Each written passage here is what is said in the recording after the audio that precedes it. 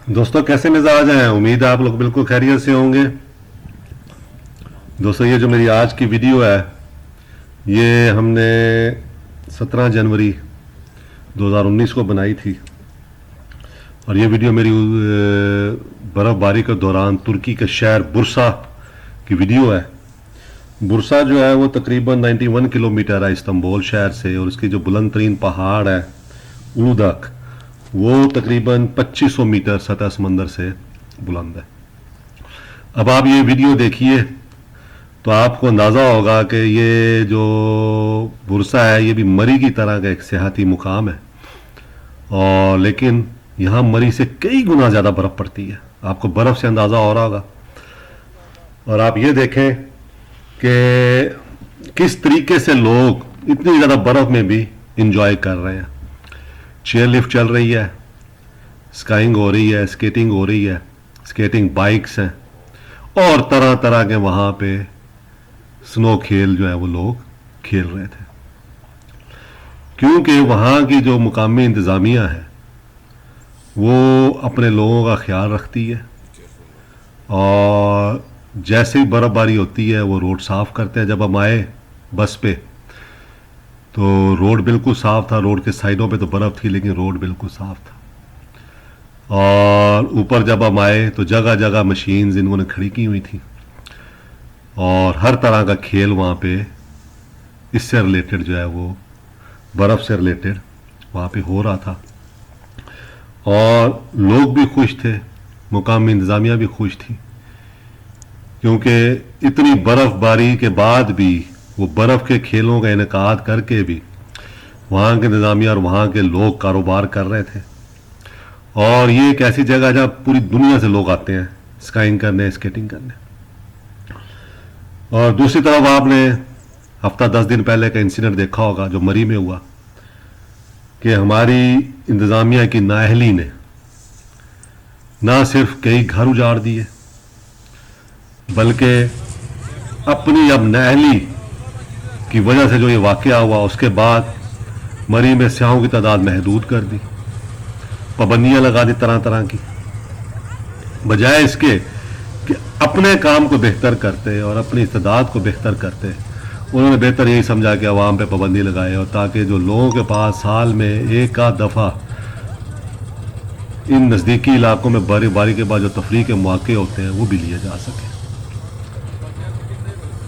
तो दोस्तों अब दोबारा अगले 3-4 दिन बर्फ़बारी का इम्कान है। बहुत सारे दोस्त आप में से शायद जाएं, तो जब आप जाएं तो मुकामी इंतज़ामिया से आपने इतनी तवक्को नहीं रखनी थी आपको इतना हेल्प आउट करेंगे अगर आप वहाँ किसी मुसीबत में फंस जाएंगे। जो 8-10 दिन पहले का वाक़या है वो आपके जहन में होना चाहिए, इसलिए आप लोग मुकम्मल तैयारी करके जाएं। आपकी गाड़ी 100% होनी चाहिए, गाड़ी के रेडिएटर में कूलेंट होना चाहिए, गाड़ी के टायर अच्छे होने चाहिए, गाड़ी के अंदर स्नो चेन होनी चाहिए और वो स्नो चेन आपको लगानी भी आनी चाहिए।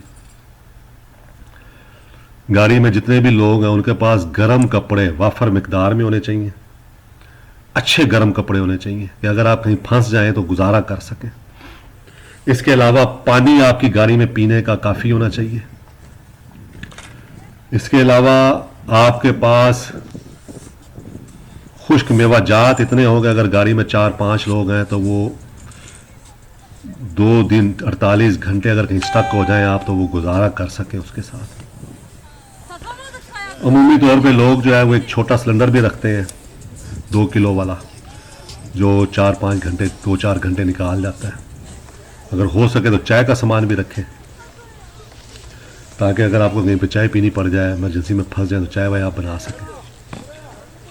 और अगर आप कहीं बर्फ़ में फंस जाते हैं खुदा ना खास्ता तो दोस्तों कोशिश करें कि एक साइड पे गाड़ी को पार्क करें, सड़क के दरमियान में गाड़ी को पार्क ना करें।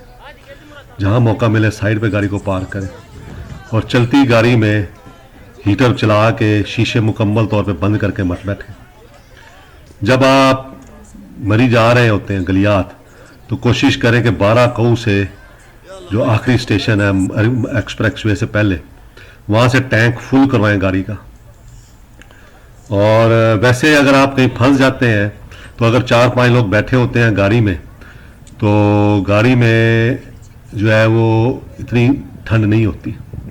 तो अगर आप ने गाड़ी बंद की हुई है और हीटर भी बंद किया हुआ है, तो फिर भी हल्के हल्के शीशे खोल दें, क्योंकि हो सकता है आपके आगे पीछे जो गाड़ियाँ हैं उनका एसी हीटर चल रहा हो और वहाँ पे उनके नीचे कार्बन मोनोऑक्साइड जमा हो रही हो, जो आपकी गाड़ी में भी आपको अफेक्ट कर सकती है।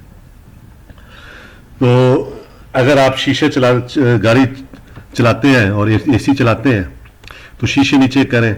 अगर वैसे भी आपकी गाड़ी बंद है तो फिर भी हल्के हल्के शीशे नीचे लाजमी करें, क्योंकि अगर ट्रैफिक में आप लोग फंसे हुए हैं। और दूसरी दोस्तों एक चीज़, मुकामी इंतज़ामिया से ताउन करें। अगर आपको पता भी है अभी वो आपकी हेल्प नहीं कर सकते, लेकिन इसके बावजूद उनसे ताउन करें। अगर आपको वो कहते हैं कि आगे नहीं जाना तो कोशिश करें वहाँ रुक जाएं। उनको बेहतर पता होता है उस इलाके का और वो आपकी बेहतरी के लिए आपको रोक रहे होते हैं या आपको एडवाइस कर रहे होते हैं या आपको गाइड कर रहे होते हैं। दूसरा, ये सिंगल लेन रोड होते हैं। आपने देखा है एक तरफ से गाड़ी जा रही होती है, दूसरी तरफ से आ रही होती है, इतनी जगह होती है इस रोड पे।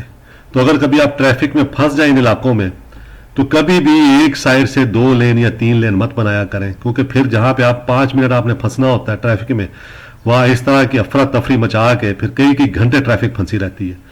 याद रखें, जब तक उधर से आने वाली गाड़ी नहीं आएगी, इधर से गाड़ी वाली में अपनी लेन में खड़े रहें। दूसरी लेन मत बनाएं, तीसरी लेन मत बनाएं।